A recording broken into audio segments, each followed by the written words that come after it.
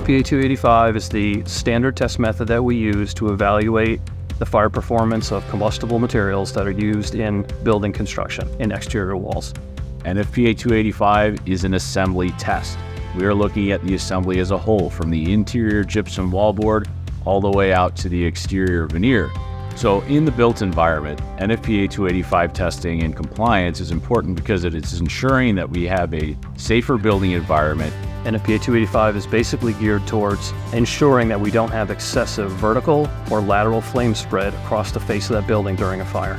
NFPA 285 comes into compliance requirements when we have combustible materials such as water-resistant barrier materials, foam plastic insulation, and when we have cladding materials that may be combustible.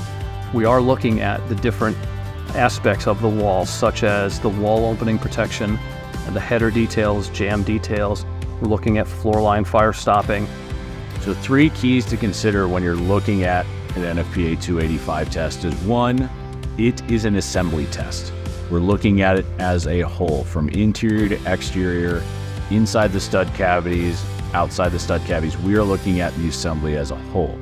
2, if you are going to make modifications to that tested assembly, you need to ensure that modification not only it maintains compliant for that component, but it also maintains compliant for the wall as a whole. So another big key is we want to try and incorporate worst case conditions to allow us to be able to extrapolate the results within certain bounds to give us the most flexibility for real world use. So being aware of NFPA 285, the test itself, but not only the test, but the code triggers is important early on in the design phase of a building.